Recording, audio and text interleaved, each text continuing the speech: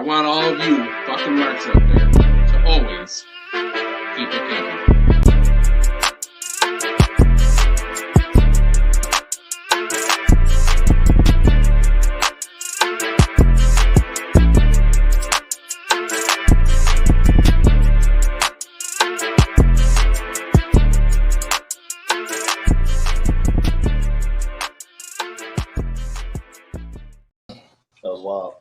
What is up, everybody? This is episode 4 of Freebird Rules. How you guys doing? There's a 4 already? Goddamn. Yep. Killing it. I'm exhausted, bro. Tired. I overdid it yesterday. I did too. After my back surgery, I overdid it yesterday, so Oh, I'm paying for it today. Same. I am paying for it today. Same. Yeah, Same. yeah. Well, we got a lot to talk about this week, we do. boys. We got a But full. We also we need some help. have a guest. Yeah, we need some help to talk about all this shit. I think we do. We have a guest. Yeah. One of our favorite guests. We got to tag someone in. One of our favorite content creators. The man, the myth, Big John. Friend of the show. John Boy. What up? What up, man? What's up, brother? I made the appearance on the original pod. Now it's nice to be on Freebird Rules. Yes, That's sir. right. Yes. That's right. Was he were you the first guest for the last pod? No, we had Brittany on before, I think. Brittany was our first guest. Well, I don't know. Because y'all might have guests before I came on, too. Yeah, I mean, we had Luna on, all that. I don't know. Yeah, we did. But whatever, it doesn't matter because Johnny's our favorite. That's what we're saying. I'm just honored He to be a doesn't need to be recurring the guest. first. He just needs to be the best. Yeah. That's true.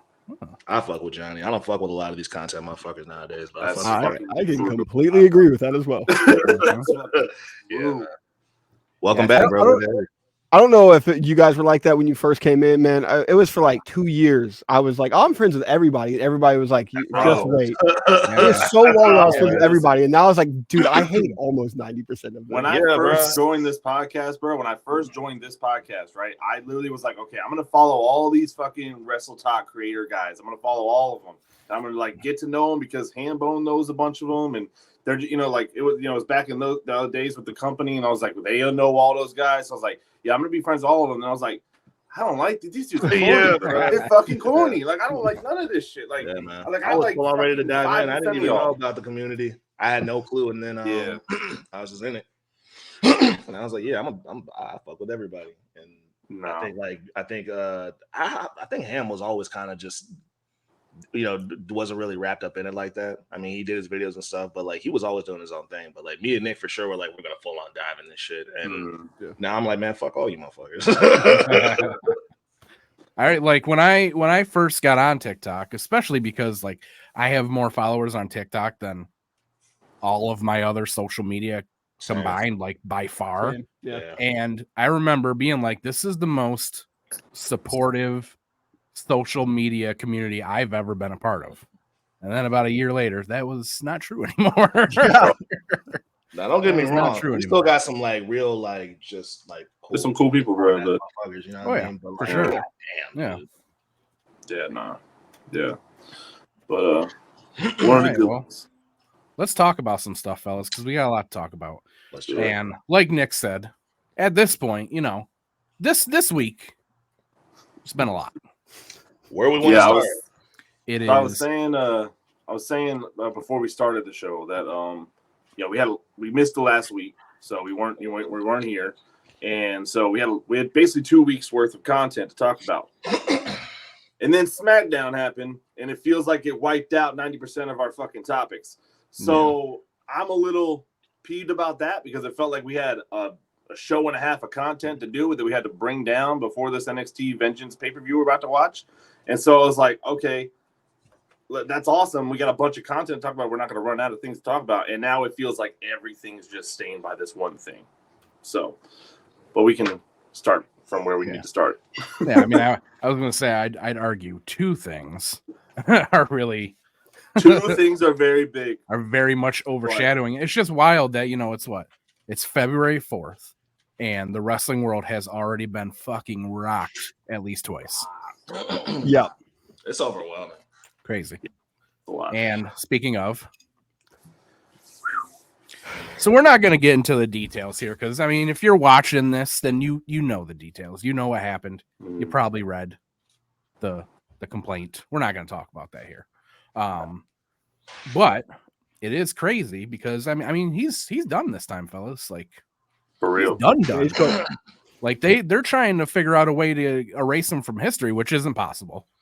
But to think that we've gotten to a point where there's no McMahon, period, involved in wrestling anymore. And they're trying to erase the guy who basically made wrestling what it is today is wild. Oh, they're getting him the fuck out of here. Oh, for sure. They're getting him the fuck out of here. It's a wrap. They have to. You have to. It's a wrap. Yeah. No, good riddance.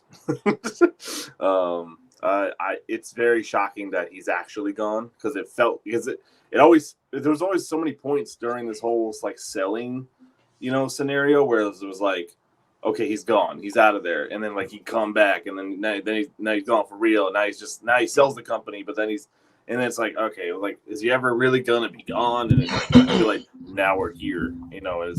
It's crazy what it took to get here, but I was always under the belief that he was gone. Like the only way out was when he passed. Like that was it. Yep. But this right here, I mean, and if we're being candid, right? Like if we're having like a real, like candid conversation, are any of us shocked at like hearing any of the things that he's been doing? Right? Like none of it was like shocking to me. I guess the most shocking aspect of it to me, like what he did really didn't shock me at all, bro. Like I kind of figured he'd been on that wave, but I guess the reaction to people, like just everyone just finding out, I guess the reaction is probably what's shocking me the most is like, oh, so like, so now it's out in the open and he's for real suffering consequences for it. I guess that's the most shocking part to me. Yeah. Right. Yeah. The fact that he's actually being held accountable is very surprising. Yeah. Yeah. That's for sure. And I think everything is like alarming, but it's not surprising. Yeah. But like the fact that he's, the headlines are nuts. The headlines for sure. Oh yeah, it's all crazy. But it's just like it's the fact that billionaires don't get in trouble. Like that's just what it is in society, bro. Like billionaires don't get in trouble. So the fact that he's kind of getting in trouble right now, exactly. Like that's that. You know what I mean? Like that's what that is, bro. That's the shocking part of it. Yeah. I think the details were a little shocking. Like reading everything, it just gets worse and worse and worse. The texts are nuts. The texts are crazy. Yeah. Holy shit. Yeah. One of the worst things in the world was Brock Lesnar defeating Kofi Kingston, and now them adding more details to that just makes it even more disgusting. It's nasty. It just the whole landscape was kind of like shocking, but then if you were to tell me, like Elon Musk or any other billionaire like did this, no, it's not going to be shocking because it's just like I don't have a benefit of the doubt for any of these people. But just to see the details, it was alarming. Yeah. And what's wild to me, there are a lot of people, obviously, when you like get on social media, when we're talking about innocent until proven guilty, right? Right. So I am not shocked that there are people pushing that narrative or supporting him. What I am shocked about is the fact that there are actually people who believe that there's a chance that he may not be guilty of this. Because take this out of it. Have you not been fucking watching the past 30 years? Yeah. He's gotten away with everything, yes, but you don't get accused of doing that much shit without doing a lot of that shit. Yeah. Yeah, at least doing half of it. Yeah, that's the even one if you're thing. doing half of it, it's bad. Especially when decades go by and you keep hearing about that, it's like, all right, bro, it's been, like you said, 30 years. Why we keep hearing about this thing about you? Yeah. I think the way that like he kind of made his character too made it less surprising that all of this stuff happened. If you saw an actor playing this horrible role and then they end up becoming a horrible person, you're just less shocked. You're like, oh, okay, this wasn't like a method acting thing. They just were kind of them. Yeah. Yeah. I mean, if you want, they always like talk about in wrestling, like, oh, if you're gonna get into wrestling, when you're coming up with a character, you need to, amplify it 10 times. Vince turn that shit down. Yeah, for so months when I of it. saw it, I was like, oh, so this is like really his bag. Yeah. This really all came from his mind because he was really doing it. Yeah, like, oh, okay. I got a question to videos- ask you guys, Go ahead. and this might be a conspiracy theory, right? That I love it. I'm I kind love of a starting to conspiracy. believe a little bit. I love a good I conspiracy. think that, you know, when TKO bought WWE, you know, we had a lot of, you know, stuff with Ari and Vince going on TV together and talking about, you know, how much they, you know, respected and liked each other and all that. I think this was TKO's plan the whole time. I think their plan was to buy this, was to own WWE and get Vince out. Because when last year when it happened, they immediately came out and were like, yeah, we know he's a liability. Like they literally said it in a bunch of documents. They already know that he's a liability and a problem here. Yep. And I just feel like they were just waiting for something like this to be like, all right, well, that is enough. You are gone. We own it. That's you're done now. I kind of feel like that was their plan the whole time. Bro, I'll go a step further and say, because I matter of fact, I feel like maybe I'm wrong. I feel like I had this convo with Nick, like when the first time that some shit like this got out and he left. I'll go a step further to say that they knew something was about to come out. Yeah. And they knew that they had to wait it out, but they knew, okay, we're gonna have to wait it out, but it's not gonna be that long. So I'm with you. I feel like they knew what they signed up for, and they said we're gonna get this motherfucker out of here. We just got to do business first. But I feel like somebody out back there got some intel, found out, hey, look, this is about to get cracked on open, and they were like, you know, we just gonna play the waiting game then, if that's the case. Right. I think a big thing that, you know, because, you know, Vince had all the leverage when selling the company. So it's like, I think the only way to buy that company was to keep Vince around. And I think TKO knew how to do that and, you know, keep Vince around, but then be in a position to, when things go down, to be able to knock him out or make him resign or whatever it was. So I think they played a good strategy, because at first, you know, I'm like, well, if you just buy the company, he's just not around. But he probably wasn't going to sell that company if he wasn't part of it at some capacity. So, yeah, we got some new viewers in the chat. What up? Yeah, hello, everybody. Shout out Glyscore and shout out Kev. I know them very well. Oh, Johnny, he's bringing people over. That's what he's doing. But no, I actually heard that that Disney and I want to say it was Amazon had offered more than TKO, but what TKO gave Vince was still, you know, free control. Yeah, very similar how they bought UFC and then still gave Dana control. Right.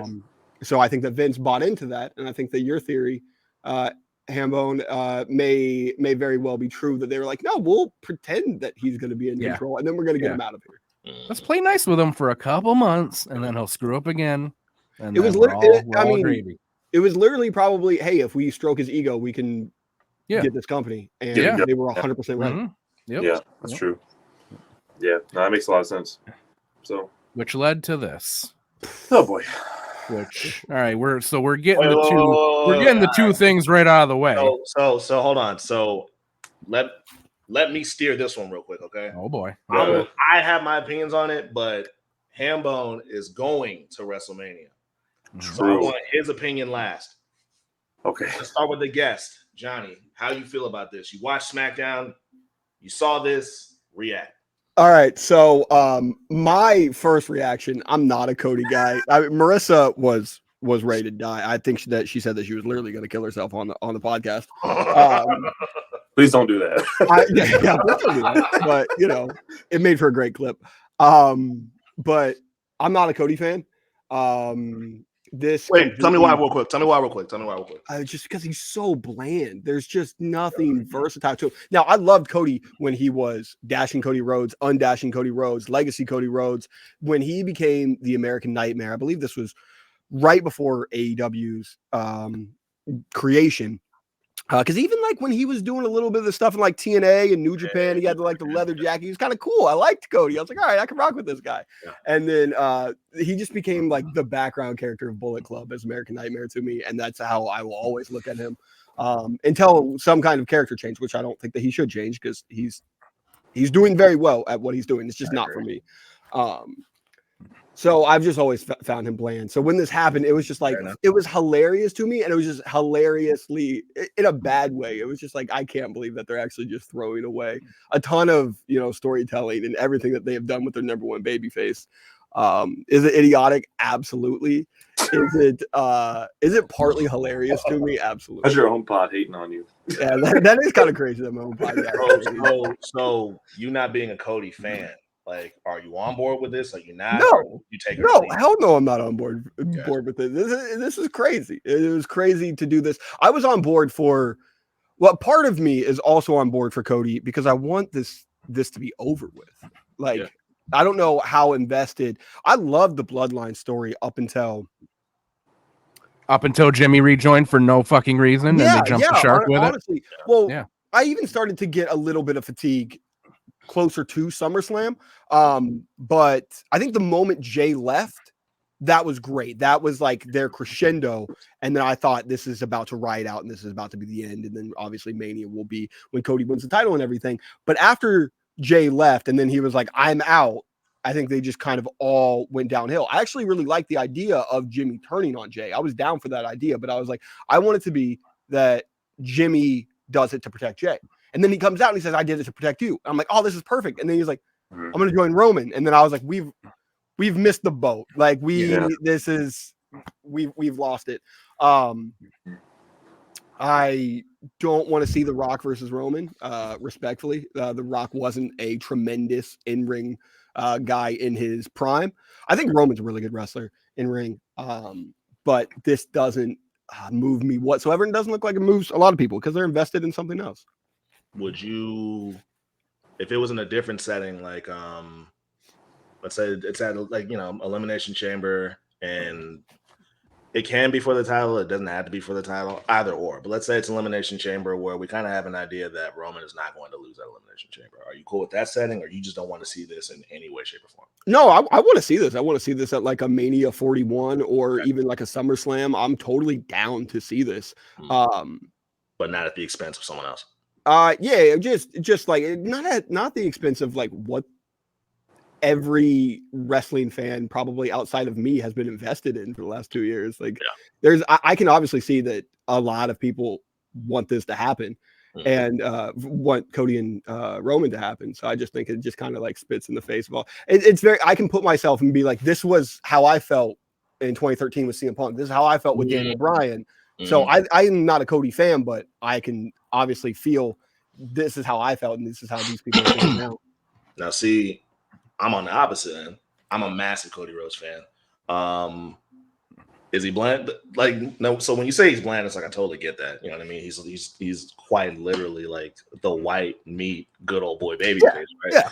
So for all intents and purposes, like I normally wouldn't give a fuck about that shit, but I guess I have an emotional attachment to him because I, like you, I was there from the beginning. You know what I mean? So I saw him with Hardcore Holly. I saw him with Legacy. I've been following Cody Rhodes from the jump. So there's like a sentimental attachment to that. So I love Cody Rhodes despite the Cody Rhodes stereotypes. You feel me? And I think I said this to them when the finish to WrestleMania last year against Roman. I think that was the first time ever that like something happened in wrestling that like made me go to bed angry. Yeah, I was pissed, dude. I was hot. So, I finally got over it, and I'm cool with them continuing the story for a whole nother year. And I'm just like, as long as he finishes the story, because I'm with you. I'm ready for the shit to end. So to just see the first time The Rock showed up and he made that head of the table fucking comment. Yeah, like I got a bad feeling. I didn't like that because I'm like, all right. But maybe he's gonna do this at Elimination Chamber, right? Like he's not gonna just fucking strong arm his way. He's not gonna do that shit, right? I'm trying to keep it optimistic and shit. And then this shit happens. And bro, the way my heart just dropped into my stomach when Cody said, yeah, we're gonna run it back, but not at WrestleMania, man. I couldn't believe my ears, bro. Like, yeah, I made a video about it. I'm not on board with it either for all the reasons that you said too. It's just, to me, it's just bullshit. I think it's really, like you said, in a really bad way. It's very funny out of The Rock, he's always been one of the most beloved like wrestling characters, wrestling figures in wrestling, and how very quickly he's just gotten all of us should just completely turn on him and say, like, fuck this guy. And outside of wrestling, like this dude is just like one of the most beloved people, and it is kind of hurting his legacy a little bit for all of these people to turn on him. Because I've been a lifelong Rock fan, and this I love The Rock. I would love to see Rock versus Roman, just not while like you're just throwing away story. And this is the first time I've ever been just viscerally pissed off at The Rock. Not to mention, like, I'm also a big CM Punk guy, so him getting injured also just like kind of just took it out for me. So I'm like, all right, this Cody and Roman shit, this is like my last hope. Like, this is the one thing I can look forward to, and that just got fucking yanked away too. So I, like many other people, I'm not happy about this shit either. Yeah. Nate, what about you? So I was talking to the boys before the show started, and I said, they asked me how I was, and I said I was upset, and I'm mainly upset with myself because I'm a very big perpetrator of social media arguments and everything like that. That's just not me. That's not who I am. I don't have much of a platform at all, but like I don't feel like giving people my platform like that. You know, letting people. I don't mean to cut you off, Nick. I don't mean to cut you off, but just to add to that point, you know, because we've talked about on the show, you know, 5, 6, 7 years ago, Nick and I were, you know, doing the music. We still do it, but at a different pace. But, you know, when we were out and active in Northern Virginia, Nick was my manager. And a lot of times when Nick would have these situations, you know, he's just always been the guy that's just not going to argue. It's not, you know, about him being like scared or anything like that. That's just not his character. He doesn't do that. So I've always just been the mouthpiece to be like, all right, well, if you're going to say something to him, say something to somebody who's going to argue back. So that's just a testament to just how Nick normally is. It's out of character for Nick to have a back and forth with somebody online. Exactly. So with that being said, I spent a lot of time since Friday night on TikTok, on Twitter, really just being on the For You pages and seeing things and replying to them. And I comment a lot on TikTok to begin with, but I wasn't doing as much as, you know, I'd never do as much as I did this weekend. And I finally got to a point where it was today where I basically spent about 3 hours on my X Twitter For You page just looking for new things to argue with. I jumped in Luna's replies and got on some people that were, you know, getting on her about stupid shit, and, you know, we're finding personal details about people and calling them out on it. I was doing a lot of fucking crazy shit, and like it's realized as I was scrolling through and I wasn't finding anything, I'm like, what am I doing? So like I'm upset at myself for getting out of character, letting this get me out of character to begin with, and just letting myself get out of character. That should have you hide, especially when you feel like you got when you know you're right. Like I know I'm right, and I know I'm not like going. I know I'm not going crazy, right? Like I'm saying like shit to people, but I'm not like going out of my way to fucking be totally disrespectful, bro. Nah. You just you know you're right. You know you can cook them, so you just like, ooh, say something else. Say something else, bitch ass motherfucker. So say something. That's where I've been. So, and I was just like, man, I should just not be doing this. But that being said, I hate this. What was your reaction when, you know, the bomb dropped? So me and Con had this group chat, Johnny, of a bunch of guys that live around here that are the Plain Event Mafia. The Plain Event Mafia. Plain Event Mafia is great. So we were talking in there, and I think one of our friends said something along the lines of, is someone going to like come out and ruin this or something like that? I was like, well, I know the UFL has a Birmingham team, so I felt like The Rock was coming. I just felt it. Like, I'm a big football guy, so I knew the UFL has a Birmingham team, so I was like, he's probably around. And I was like, there was a lot of time left. Like, Cody came out at like 9:40. Yeah, like, there's a lot of time in the chat too. It was like 15 minutes left on the clock. Yeah, so I was like, there's a lot of time left, bro. There's no way Cody and Roman are going to sit there and talk for 15 minutes, right? So, okay. So I was like, it's going to happen. So when Rock's music hit, I at first was like, holy shit. But after that, I was not expecting any of what just came out of what, like, because Cody didn't even speak after that. All he said was, the person I talked to knew you very well. The music hit. He came out. They shook hands. They hugged. He left. It made it look like it was Cody's idea. Now I know for goddamn well that this is not Cody's idea, but I just don't. I know this is a money play. I know this is a Rock joined the board of directors and he made an executive decision. I understand all that stuff. It doesn't make it right. It doesn't make it cool. Yeah, it doesn't. It doesn't like when they're like, "Oh, but it's you don't understand. It's good business." It's like none of us work for this fucking company, bro. Bro, you're not So, like, making that a doesn't dime apply off to of this you. good business decision. You are not. You're not making thinking a about dime box off of office sales. That doesn't apply to you, bro. We don't. Yeah, work it's the KD tweet. Why are you looking at grass when we're in a hoop conversation? I don't get right. I hate that argument. So like it just like that. I understand those things. I understand that. Oh, it's a reference to something that happened in the 80s. I don't care, bro. I really don't like. This is Daniel Bryan. I don't care about any of that, bro. Like this just shows to me that everything that they do that isn't Roman Reigns, The Rock related, they don't have any faith in. That's what this feels like to me. They don't care about AJ Styles. They don't care about LA Knight. They don't care about Cody Rhodes. They don't care about any of the women's roster. They don't care about any of this because we can't do WrestleMania if we don't go get a big star who retired, 10 years ago? When's the last time he wrestled? Rock. An actual full match, like not some bullshit came out, just for a few minutes, blah, blah, blah, 2013. It was against 13, 11 years ago. Yeah.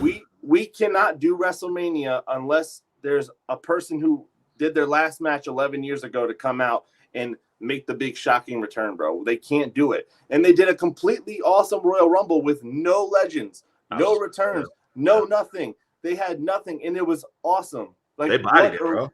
They bodied. What are we doing? Like what? Why do you feel this way about your roster? Why are you even creating this roster? Why do you have any other wrestlers under the WWE brand? What is the point? Why do you just have John Cena and The Rock just be here 24/7? Because if you cut all the people you got, you could just pay John Cena and Rock to wrestle every time because apparently that's the only thing that makes money to you guys. Yeah, and this is one of the deepest rosters that WWE has ever had. Dude, Like, the amount of talent they have is just insane. It's nuts right now. And I think another big issue. Sorry, another big issue is like with CM Punk, with Daniel Bryan. They kind of made them like this person that is fighting this machine. It's hard to make Cody the guy that's fighting the machine when you have him give up the spot on the show. Like it's his idea. That I think that makes it like 10 times worse that they made it like Cody's thing. So I don't know if there's tons of people that believe that they can get out of it, that they can fix it. You have to have the greatest writer of all time to try to swerve this. Yeah.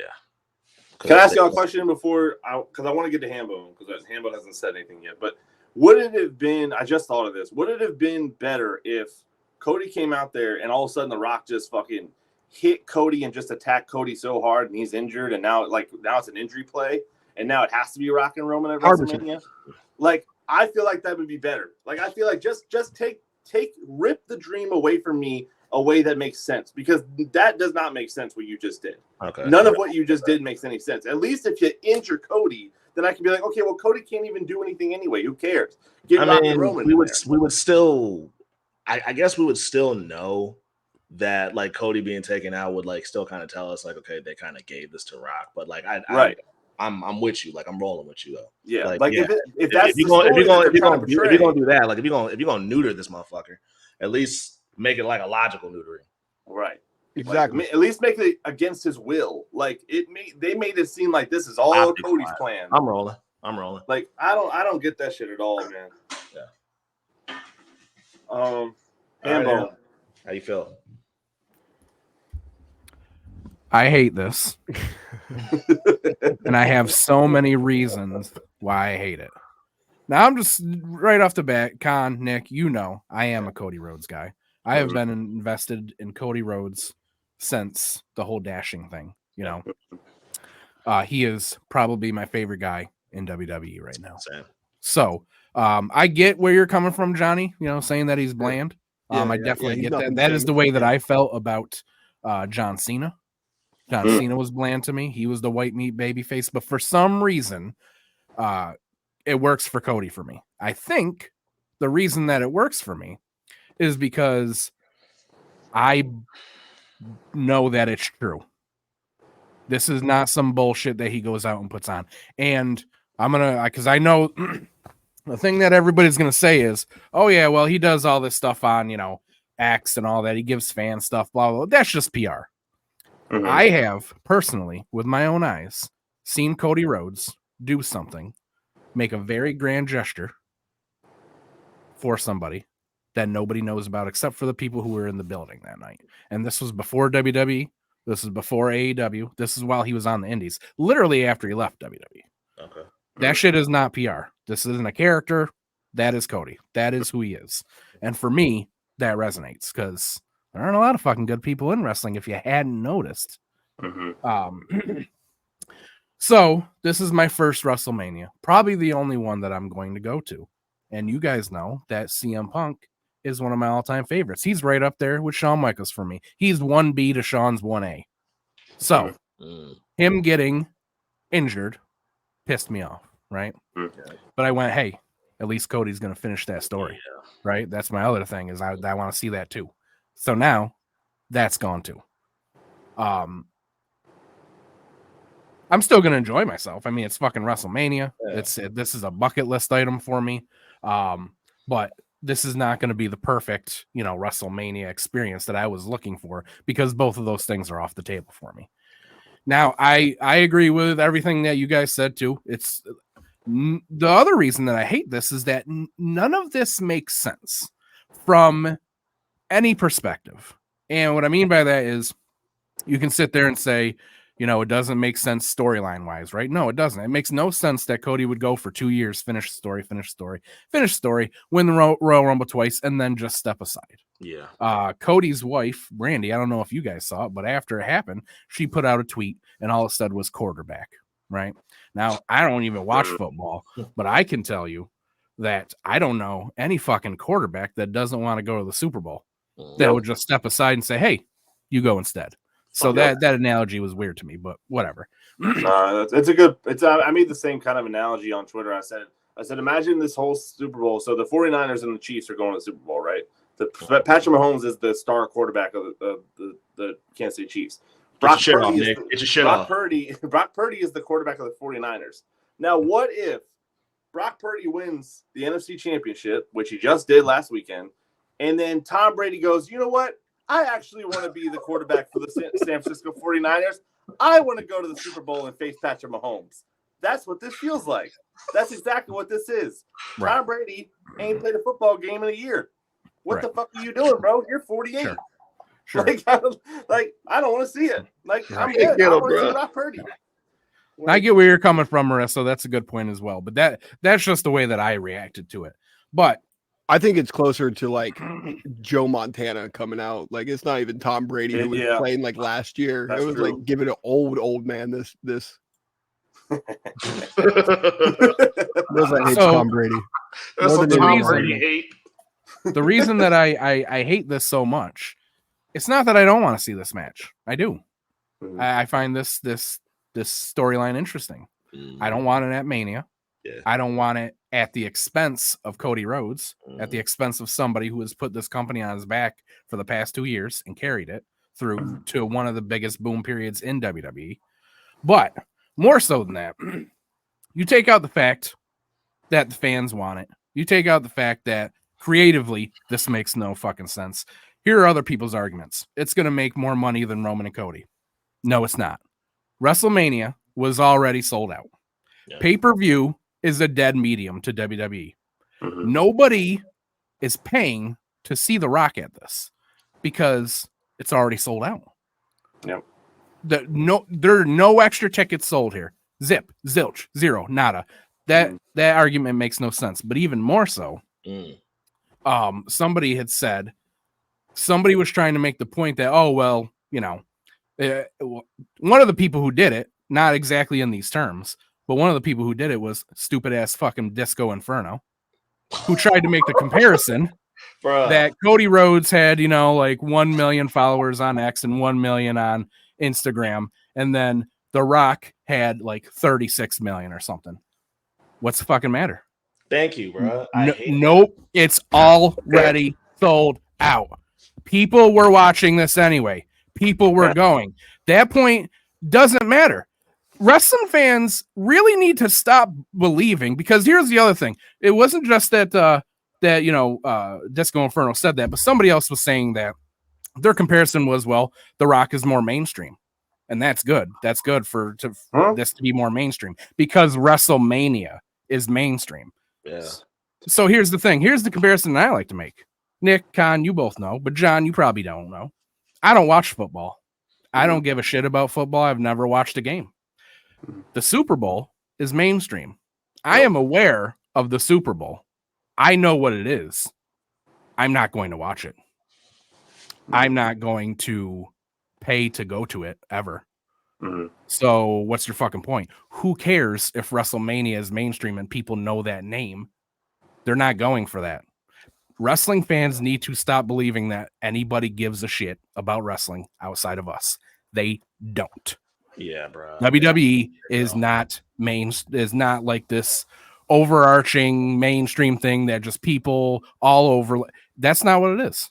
It is a niche product, and we are in 2024, and every fucking niche product and every little niche thing that people love, you can easily find that, because it's not 1998 anymore, and you don't have to watch cable. You can go and find that specific thing that you love, and you can watch it. And wrestling fans need to stop believing that other people who don't already watch and care about wrestling are watching wrestling. They're not. There is not one person who's going to go, oh, yeah, I used to watch wrestling in 98. Oh, The Rock's there? Yeah, I haven't seen him wrestling $25. I'm going to shell out $75 to watch this. Yeah. They're not. Yeah. It's not happening. So not only does this not make sense creatively, not only is it taking away from all the hard work that Cody's put in, and again, snubbing him, and again, stopping, the WWE from making another megastar. Business-wise, this makes no fucking sense. No. You're not making any more money with The Rock here. No, you're not bringing in any more eyes to watch this. I need y'all to drop that argument. The whole it's better, but like cut that shit the fuck out. It's not. I seen a good counterpoint to the it's better for business that was like, I don't want to see every single movie have somebody like The Rock in it. Like, it's not like you go watch this classic movie and you go, if you put, The Rock in it and Margot Robbie in it and all of the biggest actors and actresses, it would be a better movie. Well, no, it wouldn't. Well, it would make more money. I don't care how much money this is going to make versus, like, I want this to make sense. If that's the case and you just care about just making blockbuster, why are we not doing The Rock versus Stone Cold every single year? Which goes back to my original point which goes back to my original point of when people use, if we're gonna stay there, like when people use that argument, but it's gonna make more money. Yeah, but it's not making you the money, bro. It's not making you. Not making anybody more money. That's the even worse part. Like, I get that argument about something like that. It's I feel like, I guess where I would come from is like, okay, yeah, like these dumbass stats of, it's the bigger box office draw, but like, if I'm just a wrestling fan, right? If I'm just a wrestling fan and I've been following the story like we've all been following this story, I'm with y'all. I would love to see Rock versus Roman, but not in this setting. And definitely not at the expense of a wrestler that I enjoy. And definitely when it just doesn't make any fucking sense. Yep. So why the fuck are we talking about, well, it's a bigger about, why are we talking about that shit? It goes back to it. That shit does not apply. Yeah. Not only does it not concern us, but it's not true either. Yeah. That's an even bigger factor. That's an even bigger factor. You just did the math. Like, none of this shit, like, logically, is true. Yeah. And also, has WWE not, like, one of their biggest thing that they have done, especially like sending out to people on the media teams, have been, oh, hey, we just broke the record for the most, attendance in Madison Square Garden. We just broke the record for every single week. It seems like, we just broke the record for all this stuff. But the wrestlers that just broke all those records don't get any. The Rock. Yeah, The Rock wasn't there. Yeah, The Rock wasn't there. Cody broke all those records, but what does he get for that? It's a lot of broke people talking about what makes more money. That's a lot of broke people talking about what makes more money. Yeah, bro. A lot of pocket watching, bro. I did the same thing as Nick, where I responded to way too many people about this, because usually I am the one that goes, you know what? You ain't changing anybody's mind. This is a waste of your time. Stop doing this. Yeah. But another one was Top Dollar, who talked about this, and he put out a tweet saying, anybody, he was talking about how he was there for Cody when Cody came back from his first Royal Rumble win backstage, and nobody else was there but him and Hit Row, which who cares? What the fuck's that got to do with anything? But his point was, you know, he was saying it to make the point that he is a Cody supporter, right? And then at the end of his tweet, he said, "But if you think that The Rock versus Roman is not the biggest main event ever, then you're crazy." And I responded to him and I said, "And?" So let me ask you, WrestleMania was already sold out. I don't know how many times I have to say it. It does not matter. Question: do you, and because with that point, right? It's the biggest WrestleMania match ever. Is it still that if a large majority of us don't want to see the match? Exactly. Right.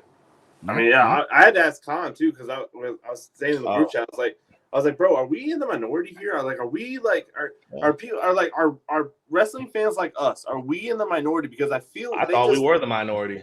Yeah, and like so it's like I just like are people who like genuinely pay attention to this product and watch Monday, Wednesday, Friday, Saturday, you know, whatever. Are we the minority in just like we must be the minority in their heads because like in WWE's heads and in whoever's heads because it just doesn't feel like they're doing anything for us.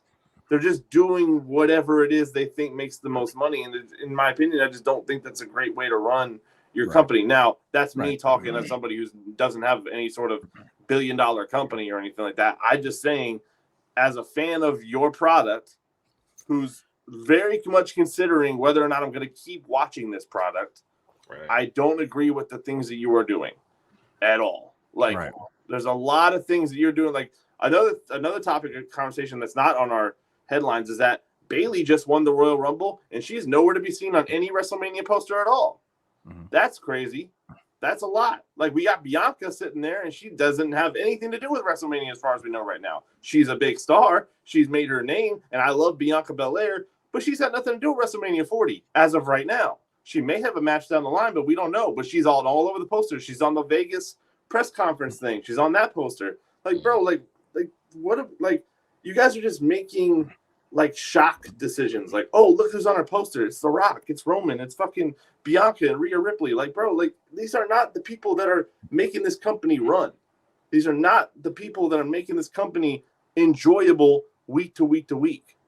You're not showing anyone who I'm watching on Monday, on Friday at all. You're not doing any of that. Yeah, you're kind of making a point that I have been making for years, Nick, when people have asked me in other ways, like, you know, people would go like, do you honestly believe that, you know, Vince is, you know, just out of touch, or is he just fucking with people? I'm like, both. Because at this point, WWE is so big. They make so much money from their, you know, TV deals and advertisements and all that. It doesn't matter whether we like it or not. It really doesn't. Like, merchandise sales, ticket sales, they almost don't fucking matter to WWE. They can do whatever they want, and it doesn't matter if we like it or not, because most of the wrestling community has proven that even if we don't like it, we're gonna watch it anyway, and they know that. Yeah, you know. We gotta wrap this up though, because we've been talking about it for way too long. Yeah. But to wrap it up, really, I am blown about Mania now. Yes. Yeah. For that. Yeah, Cody. Hey, Cody. The quarterback. You could make this argument though about Bianca though. You know, Nick, why is she on there? Why is Bianca on the cover? And again, I understand she's the big star, but like this could have just been Rhea, or like it could have been Rhea and Io, the current champions. Why is Io not on the cover and Bianca is? I love Bianca Belair, bro. I'm gonna keep saying it because everyone's gonna take my shit out of context. I love Bianca Belair. Bianca Belair in the last year has not done anything to be on this cover. Not in the last year. She could have been on last year or the year before that. She's been great. But this year, there's other people that could have been on this cover. I was thinking about that too. My bad to cut you off. I was thinking about that too. But the only logical reason I could think of, and I don't know this for sure, but this is what made sense to me, was aside from Rhea Ripley, I guess I would ask y'all who was, aside from Rhea, the most popular wrestler on the women's roster. And I mean, I can't think of it. To me, it would either be Becky or Bianca. That's the only logical reason. It is. It is. Yeah. But in my head too, it's just like you you're building all these stars up, you're building all these superstars up, and you're trying to give them. I mean, you literally had Bayley win the Royal Rumble. Well, also, we gotta think about what time they shot this cover and made these decisions, because how long has Io had the belt? Yeah. I don't know. That's why I'm asking. How long has she had the belt? I would say a while, not like years. But she got the belt. You know what I mean? Like after all this happened, you know what I mean? Like then that's all. I want to say Io got it not too much. It's a good point. Long after. I don't know, because you know what I mean? Because WWE, when they start their games, they start that shit kind of like it's like in a weird timeline. Because I know as a person who plays every year, like you can kind of tell when they started production of the game just based off of the roster. You know what I mean? Like who's in the game.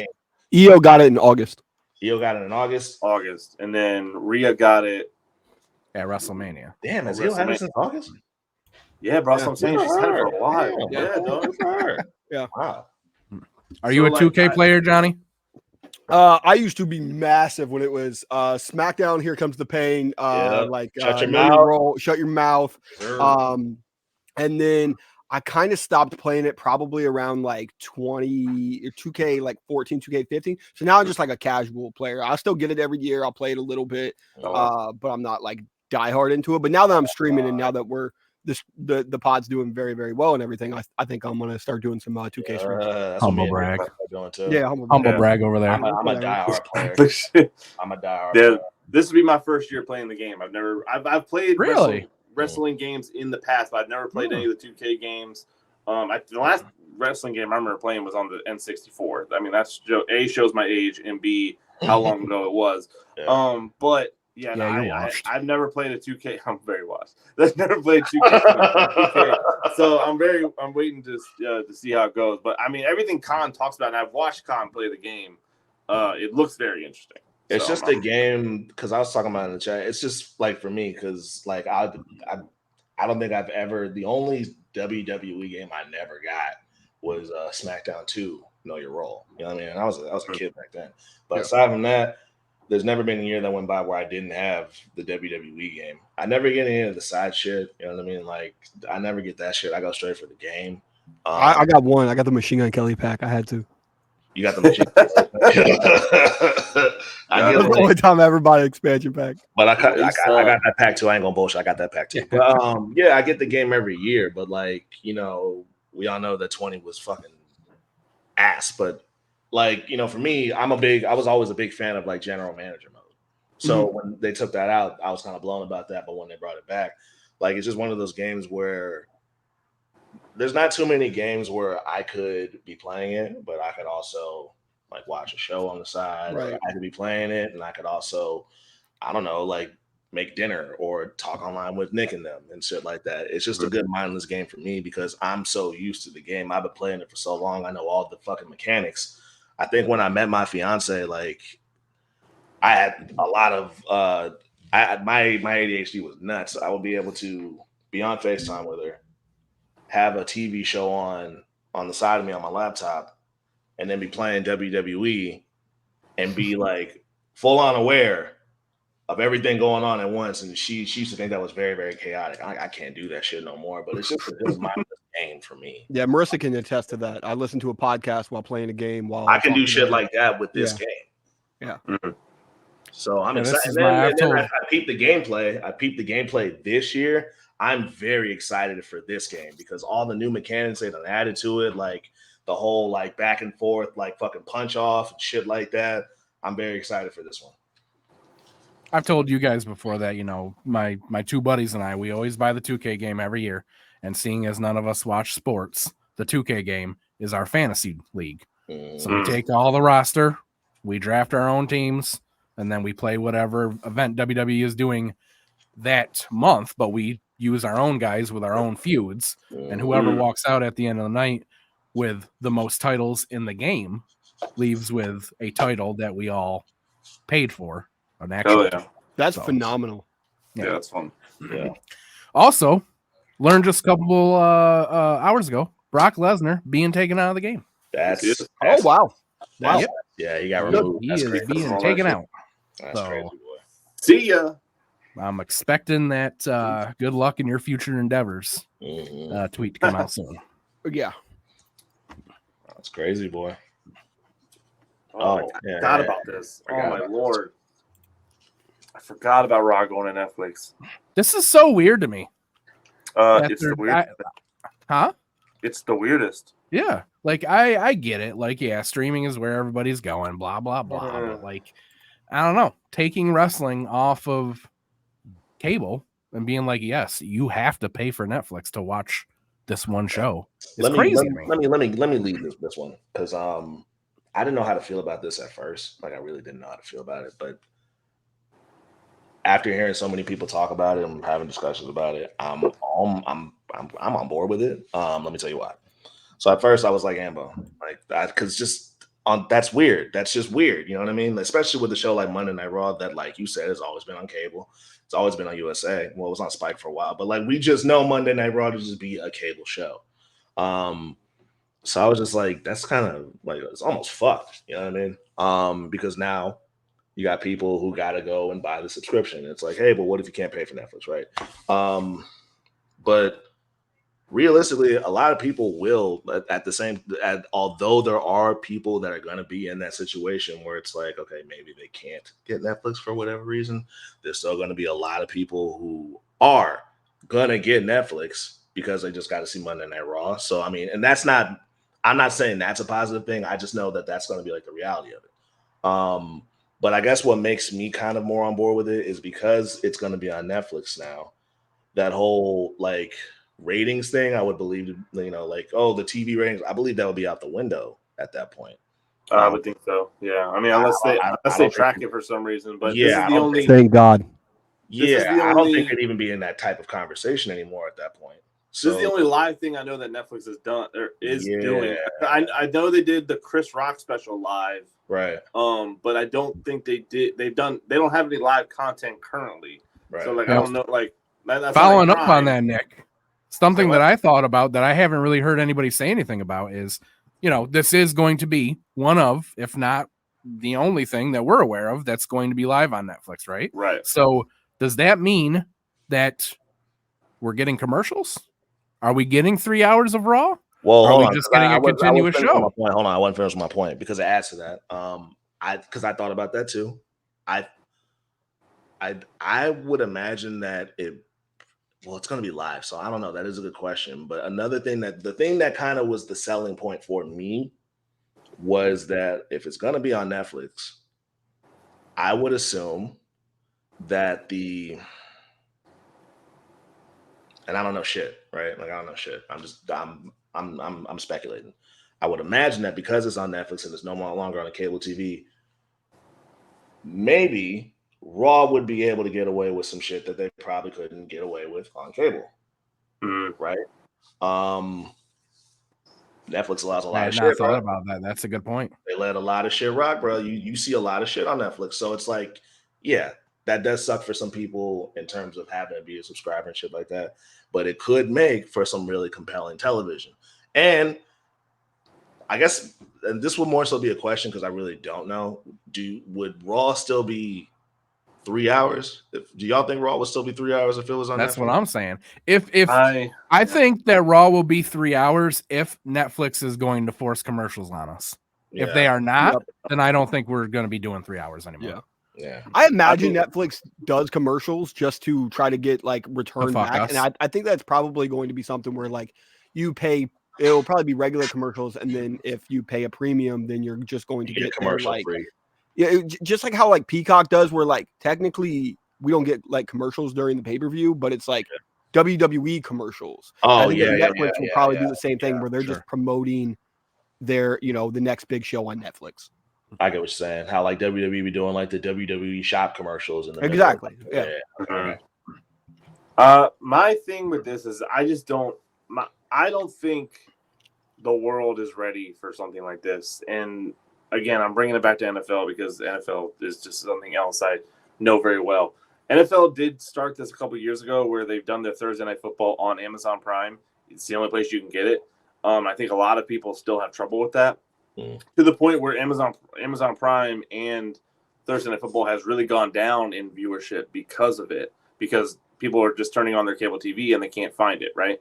So that's a big thing. I just don't think as a society we are at the point yet where we're just eliminating cable TV. I think a lot of people, especially our age, are probably at that point. But I don't think the general consensus of the world is at this point where streaming services are replacing television or replacing cable.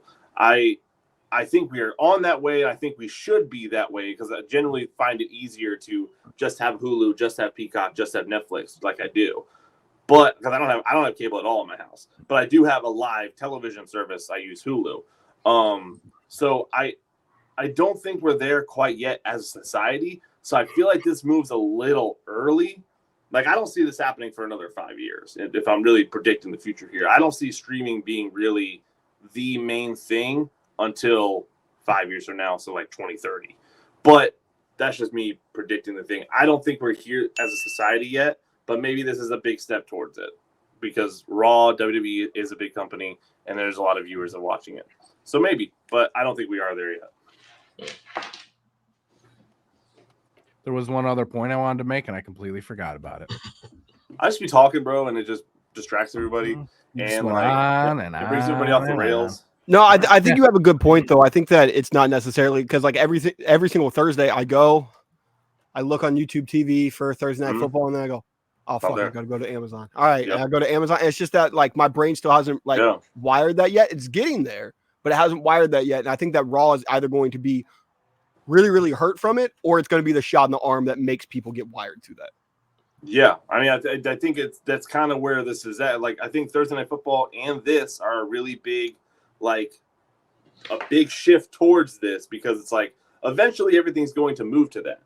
But I don't think we're there quite yet. So them taking kind of the big leap here is a big experiment and a big risk. But they could do it, and they might not even be worried about it. Yeah, and like Con said, if it makes the product better and it makes it maybe even a little bit more edgier, I'm down. I don't know if that fits WWE's brand though. If they're going to make it edgier, I mean, it might not. Because like I just don't think that like we've always said WWE is mainly for families and almost kids in a way. So it's it's not AEW. AEW is gritty as fuck and have John Moxley's. Well, I don't think it would just be outwardly like a big noticeable shift, but like there's just some things that they could probably just kind of throw in there that they probably wouldn't have been able to. Things that they probably wanted to put on TV in the past for storylines, and that someone said, "Hey, we can't let that rock because of the network type." I would think it'd be like stuff like that. Yeah, Cody saw this agreement and goes, "I can bleed again. I'm gonna bleed." That's true. I don't even want to talk about this anymore because of what happened on Friday. I want to talk about it for 1 minute because here's the thing: regardless of what has happened with The Rock, she's not good. I've never seen her on television. She's not good in the ring. She's not a good talker, and that's not to say that she couldn't be. Right. But she's not ready to be on TV, and they only did it because she is The Rock's daughter. That's fucking crazy, man. This is absolutely 100%, 1,000%. A Rock made a phone call as soon as he got the director's job and said, "Do this with my daughter." I believe it 1,000%. No one's going to bring me otherwise, bro. Because like you said, if she's not good in the ring, she's not a good talker. What the fuck are you doing being the GM? I think this is what Johnny said earlier, where he was like, it's like really funny, but like in a bad way. This is hating, bro. Like, wow. He's part of the board of directors or whatever on TKO, right? So he's in the main event of WrestleMania. Yep. Boom. Like this is nuts. Like bro. it's damn near shameless. Like, bro, we get it. No one liked Black Adam. We get it. No one's watching. You want to talk about swinging your dick? Like, god damn, we get it, bro. Like, no one fucking watched the Jungle Cruise, bro. I get it. Wow, bro. I fucking get it, bro. But goddamn, like, oh man, admitting to watching Jungle Cruise is crazy. That's crazy. Yeah, bro. No one's admitting to that shit, bro.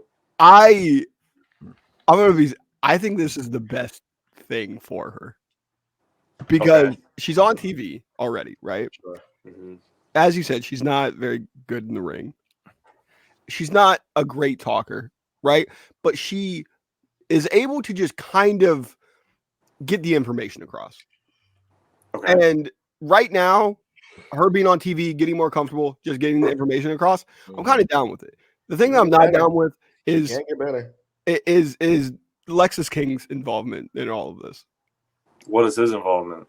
Just he's just a creep to her each week, and two Oh. other women. I don't know what the character is right now. I was but going it's to just say, I think that's his creepy. character, though. I think he's just going to be a creepy weirdo to everybody. Pillman Jr.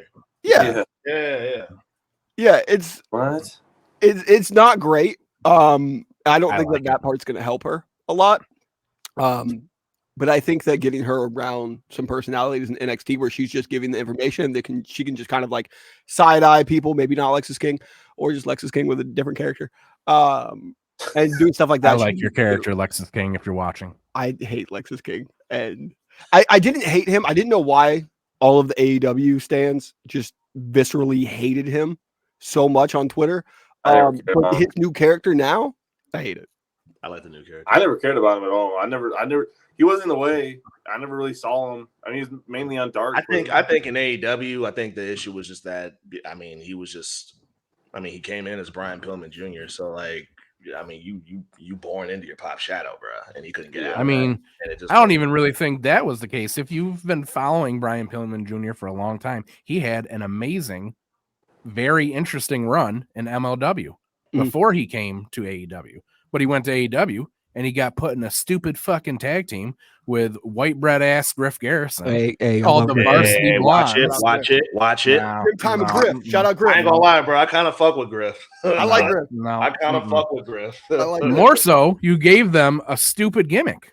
It's 2024. Don't nobody care about the fucking Varsity Blondes. Don't nobody care about late 20 to 30-year-old men walking out in their leather jacket. Get the fuck out of here with that. It was a bad gimmick. Y'all didn't like. Hold on. Are you telling me, Hambone? Are you telling me that the varsity jackets, the school spirit, the cheerleader, that did nothing for you? That's what you're saying.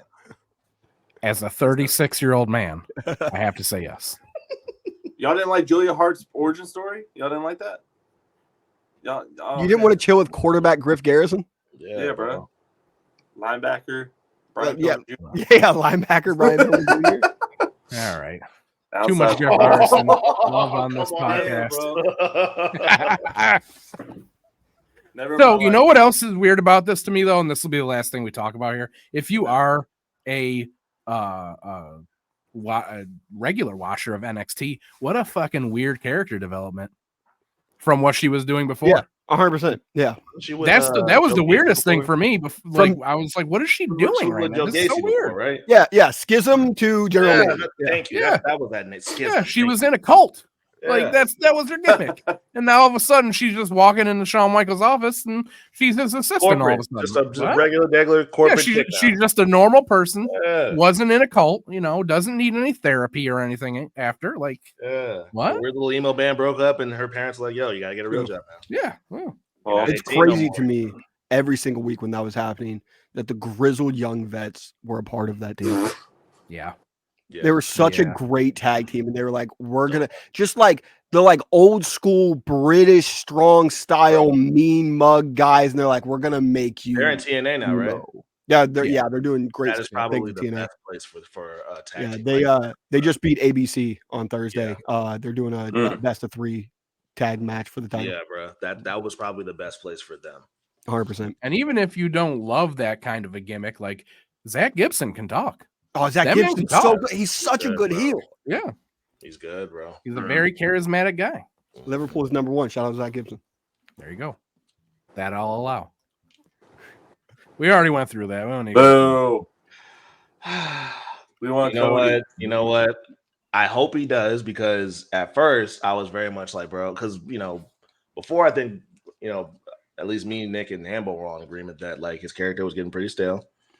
And now he's made this like shift in a character where at first it was a lot of bitching and whining, but now he has really gotten into his hater bag. And I don't lie, bro. It's a little wild, but it's entertaining, bro. And he leans into the hate. He leans into the hate. The workout video, Bro, the tricep workout. Him coming out and talking to Punk and going, "I wished for this. I prayed on your downfall.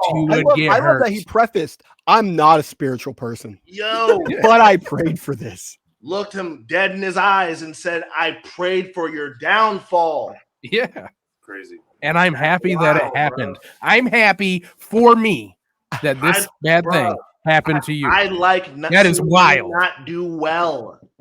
That's what he's telling this man to his face. I like seeing you not do well. I love Drew McIntyre. I've always loved Drew, but this is quite literally the best thing that he has done, and one of the best things that any heel has done. The thing about Drew that used to be really like, because I always appreciated him, but I'm like, yo, there's something about him that just doesn't sit right with me. And it was like, he's a big dude, right? But I don't know, man. Like, it was just something about him being like a baby face big dude, but like he can talk, like he's really like witty, right? But like something about that was just like, I'm not feeling that. But like him, like with all that, but now he's just a dickhead about it. I love it.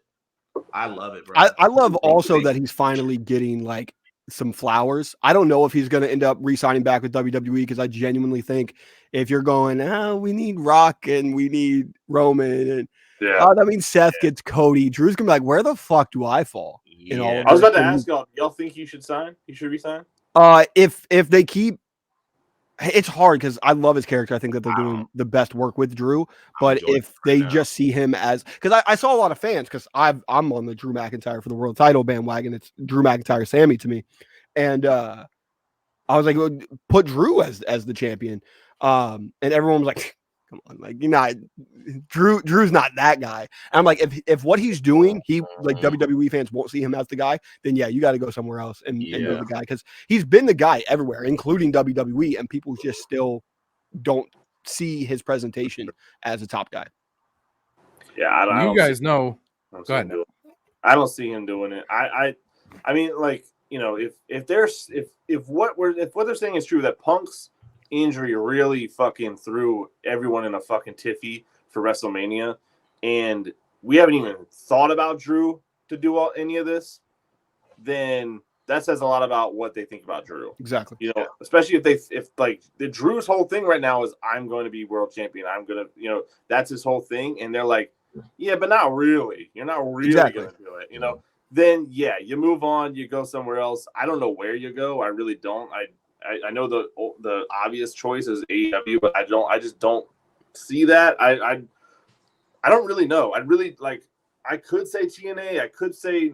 I would imagine. I really don't know. I would imagine. I don't know. I really don't know. If he decides like, okay, I'm not going to resign, and I want to go somewhere familiar, he could go back to TNA, because I think it's an agreement here. He would smoke TNA. He did it before. Yeah. But if he wanted to do something new, and I had to think about somewhere he would go, I could see him in AEW, but obviously I think he'd get lost in the sauce, especially what's going on right now.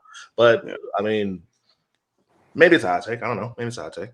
I could see him making him. Well, no, because I mean, it really depends on money, right? But if I'm using my brain and not thinking about money, I could see him saying, "Yo, I might fuck with MLW."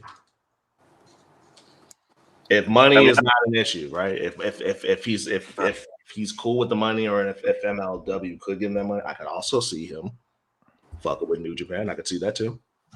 I hope he doesn't go to MLW. MLW is so awful. Man, I just went there. It wasn't that bad. Well, I mean, I would go to a live show and I'd enjoy myself, but watching it, that shit gives me secondhand embarrassment. You're not fucking with Kojima? Kojima champion. Bad.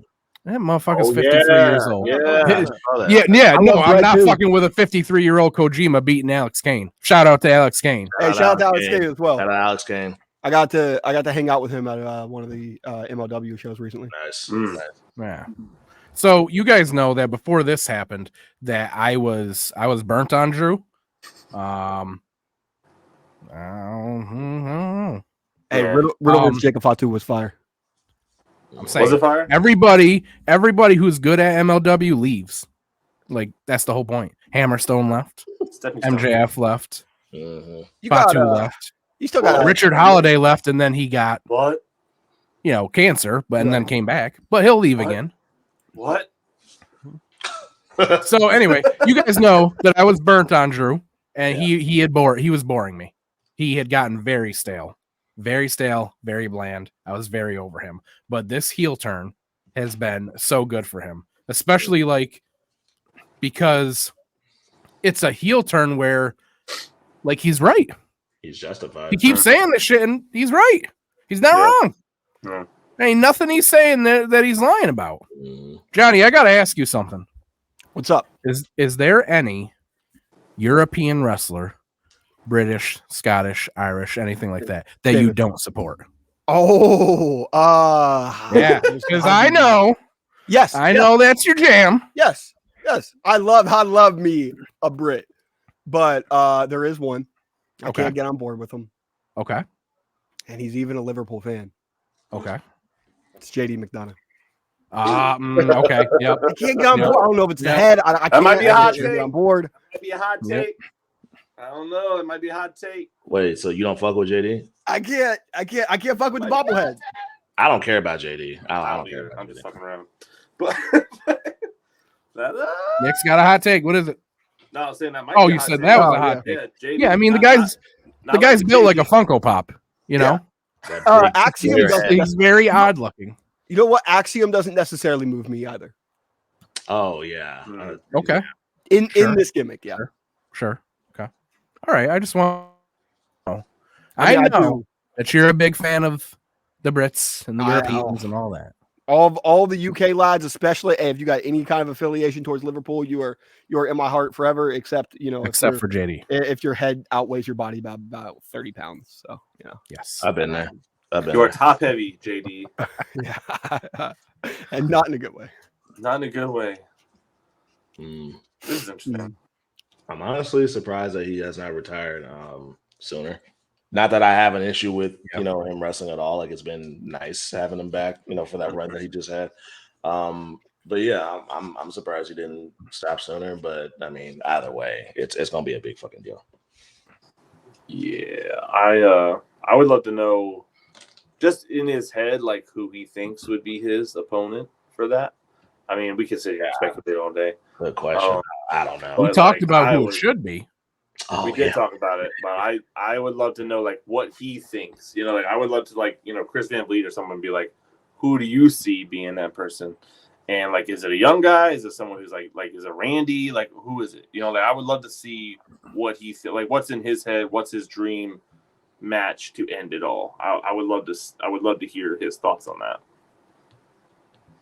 But I don't know. I imagine we do something with Cena and Randy before he. Yeah. I would think so. That's who we believe that it should be. I'm not even a Cena fan, but I would love to see him and Orton at WrestleMania and the whole thing built around Randy just saying, "Hey, yeah, I'm a legend now too, but I'm still a legend killer, and I'm gonna be the one to take you out. It has to be me." Yeah, he does it at Mania. Honestly, I would love it if they had the title on the line and that was Randy winning the 17th time and he beat Cena, retire Cena. I think that the next Cena, it's Cody for now, and then for the next 10 years to 15 years, it's gonna be Carmelo Hayes to me. Oh, wow. Yeah. I'm a big fan of Carmelo. I don't know if I see him that high yet, Johnny, but I am a big fan of that boy. Future world champion. Should not be on NXT anymore, that's for sure. He should not. Is he still there? No, yeah, well, he's supporting his best friend Trick Williams while Ilya Dragunov is being a piece of shit. Yeah, we'll see what happens tonight. He might not be on NXT after tonight, but we'll see. True shit. This is all Ilya's fault. Right, talked about this. This made me fucking sick, boy. Thank you, Drew. Thanks a lot, Drew. Thank you, Drew. Piece of shit. Just had to pray. As a CM Punk mark, same. Go home, Phil. Bro. Stay home. Yeah. Stop doing it. Stop it. You can't get through a match. Just stop it. Go home. Stop it. Just stop. I wonder what is the case there. Like, I'm gonna go piss, bro. I don't want to talk about this. I'm gonna go piss. Is Finn Balor like not that different in age to him? You know what I mean? It's just like there's constant injuries. I just wonder if it's like if it's ring rust or if it's just like ring time and you just need to get into ring shape. And then when you have a match, you have to be extremely careful in months and months and months leading up to the match. It just seems to happen way too much. I think he has glass bones and paper skin, like the dude from SpongeBob who wanted to buy the chocolate. That's who he is. That's just who he is as a person. I don't know why, but that's just what he. Ever since he's been back, it's been that. All right. We don't need to go in on him now. Go down. Honestly, his whole thing in AEW was that he wanted to be the Eddie Guerrero to, the next generation. If he goes and like becomes that person in NXT, like he has a great career doing so. Mm-hmm. I would actually enjoy him just going to NXT and maybe building some people up or doing something in that capacity. I actually would think that'd be dope. Yeah, but I don't know. I don't know if he will. I'll probably never rock with the guy ever again, but I'll be happy for him there. I have no worries. Hey, as a Punk mark, like the AEW shit really put a bad taste in my mouth. Like I'm not gonna lie, it really did. I was real down on him for a while. I'm still gonna say that I'm not like I'm not ecstatic to see Punk still at this point. I was excited because I'm gonna be at Mania. I've never seen him wrestle live. I'm finally going to get that at fucking WrestleMania. But now it's like, nah. Whatever. Damn. No. You've never seen him live? Nope. I have gone to a million events. He has never been on one of them. Wow. Mm-hmm. Yeah. That sucks. Even I have been to several AEW events, and the only thing he did was at one of them, he came out and did commentary. It counts. You saw him. You count. Yeah. No, I couldn't even see him where he was. Like they were situated. I couldn't even see the guy. I saw him in AEW, but I forgot what he was doing. I saw him in AEW, but I don't think it was wrestling. I went to Chicago for Collision when he did his first Collision. That was wild. Me and Nick told the story before. Me and Nick, we weren't hosting the show, but we were at a rap show, and I was performing. And I was like backstage. I think I was getting ready to go on, and it was the night that Punk was like debuting in AEW. And me and Nick are backstage. I'm about to go on, and was I about to go on, or was I done with the set, Nick? I don't remember. I think you were. We had some time, but you were almost next. And we were backstage, like on my phone, watching it, like before like my set began, and we're just sitting there, like, we kind of like we told people at the show too, like because we had this is my show. I was throwing the show. It was Nick's show, and like everyone we know everybody there, so we're like talking to the people at the venue. We're like, yo, I know we go on, but like we're gonna peek this. We got this going on. We're gonna peek this while y'all call us out. We're like backstage. Yeah, bro, that shit was fun. Yeah, so this makes me sick to my stomach, man. My excitement for WrestleMania has gone down drastically. I feel pretty similar to how I've felt for the last few months about WrestleMania. Mm-hmm. I'm just waiting for Sheamus. Sammy, and I'll be excited for Jimmy and Jay. Jay should be fighting Gunther. And I'll be excited for whatever Drew does, because Drew is genuinely like top 5 for me right now. Oh. I don't think he'll do anything at this rate. Yeah, I'm very scared of that. Love this. Johnny, do you know about Hambone's hatred towards Pat McAfee? No, I don't. I think we may have talked about it a little bit. I don't care about football. So to me, he's just a fucking dork. He is a doofus, and not in a good way. In a you are fucking annoying way. It's crazy. It's crazy you call Pat McAfee a dork when he's standing next to Michael Cole. I love Michael Cole. I'm saying. Literally. Now, Graves and Wade, I love that teaming because I'm a big fan of both of them. But I don't. So my only issue is it's so heel dominated there. Yeah, I was going to ask. Like, yes, I am. So I thought that too, but usually when this happens, if there are two heels, they end up slowly kind of eliminating the heelish stuff from one of them. Yeah. So I feel like that's what's going to happen with Corey. Yeah. I think Wade's going to be the one that goes face. Really? Yeah, I do. Because Corey, by the way, I loved the Royal Rumble 3-man announce team. If they're doing that, McAfee, that was great.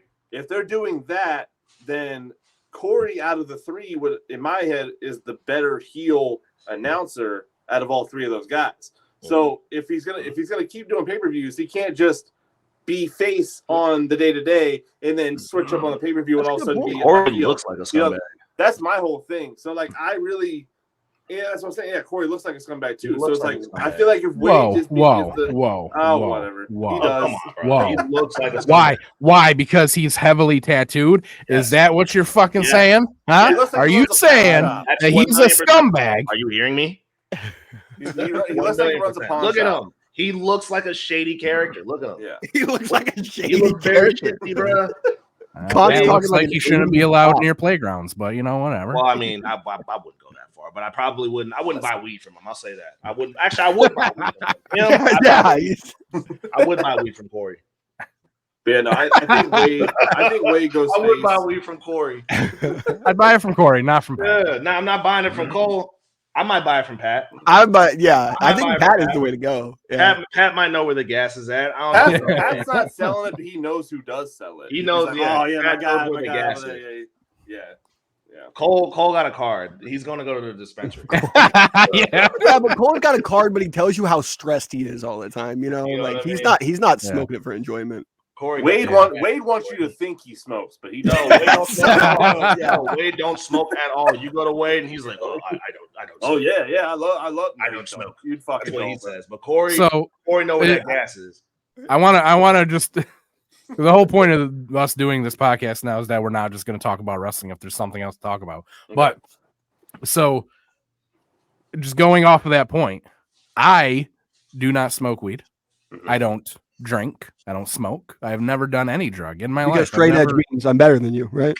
Exactly. Yeah. Exactly. You got it. Mm-hmm. Never done any of that. Not Wakanda either. No. You didn't have to say not Wakanda. You know, Yeah, I guess it you're could have right. been both. You Oh, know? Black Straight edge and What, Wakanda. say not Wakanda? No, I meant like that's not what I meant at the moment. No, we get it. You hate Wakanda. No. we get it. Wow. Wow. All right, go on. Well, I'm Too much, canceled. bruh. I'm canceled, Stepping on so- the shit. You're stepping on the shit. Go on. So my point in saying that is my wife, uses weed. But for a very long time in our relationship, she didn't. And like we would talk all the time about like how naive we were about drugs. Like if I were to go up to somebody, like I don't even know what to say. Like, hey, can I buy one weed, sir? And how much is that? Is it $5 or $500? Both of them sound right to me. I don't know the fucking difference. Dude, I don't know what the sizes are. I don't know none of that stuff. Like where do you buy how do I just find cocaine? Okay. You know what I mean? Like, I have no idea. We got a cop. Right. He wants to know. So where do I find so you guys tell me. Where would you? Hey, you guys- fellow regular people. How do you do my fellow kids? I don't know if this is an Ohio thing, but do you guys have like drive-through like liquor stores? Huh? No. People have told me that's an Ohio thing, but I don't know if it's an Ohio thing. That's an Ohio thing. But they would always. Virginia state regulates the alcohol. Like there's actual like ABC stores they're called. That's right. Yeah. So like they I used to cancel work it there, at some weird time, right? Hmm? Don't got they them like too. shut Got down them the too. liquor store on like Saturdays Yeah, or something? Think so. Got him too. No, they because I used to work at one of them. So I mean at 10 or whatever, you can't buy like hard liquor. You can go buy At 10, beer. You can go buy beer until like 1 or something like that.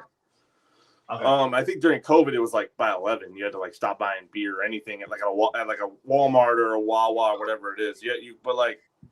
But alcohol like hard liquor, like buy tequila, a bottle of tequila, like you can't buy it past 10. Oh yeah, after 11, that shit down. But yeah, so out here we have Sheila to confirm. We have drive-through liquor stores, and then we even got like dry counties and shit like that.